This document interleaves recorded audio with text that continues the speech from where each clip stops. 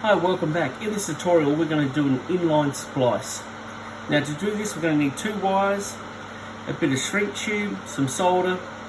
I'm also going to be using some side cutters and wire strippers, my helping hands, and obviously a soldering iron. So let's get underway.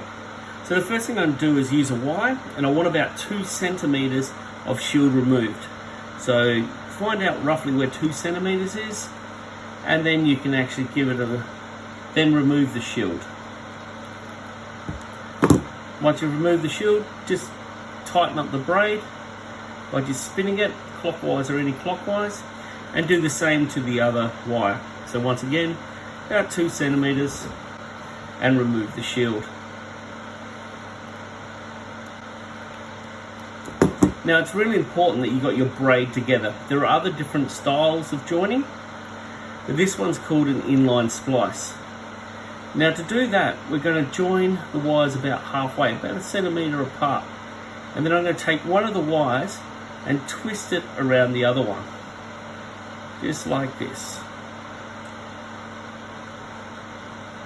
Then with the other one, I'm going to do the opposite.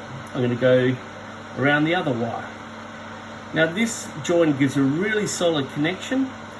Also it doesn't stress the wires out, and it keeps it nicely in line. So then we need to solder these. So you can place it into your soldering iron, into your helping hands, and then wet and tin your soldering iron. Remember to use a little pool of solder to help heat up the joint. I'm going to start in the middle, give it about 3 seconds, 1, 2, 3. Then I'm going to start applying solder to the top.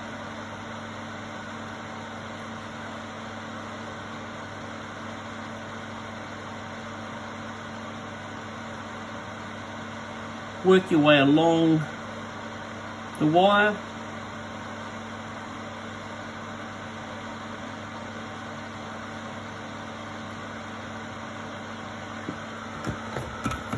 Once you finish, wet and tin your soldering iron to look after your nib.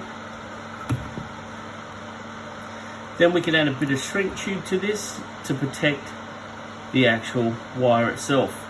Now to measure your shrink tube, place it on there. You want about 1 centimeter below, 1 centimeter above, and then use your side cutters to cut the shrink tube. Now you notice that the shrink tube itself is about 4 centimeters long. So we did before 2 and 2, we've joined it together so it's a little bit closer.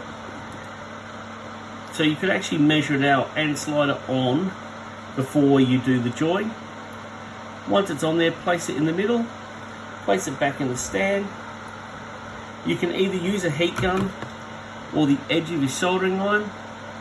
Remember to keep the soldering iron moving so you don't stick the soldering iron to the heat shrink tube. This will slowly close up the tube. You can rotate it slightly.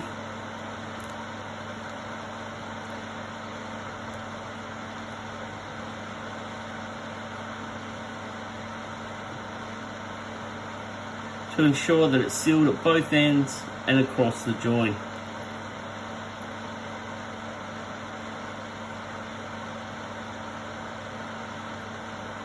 And once you finish, you've done a very nice inline splice.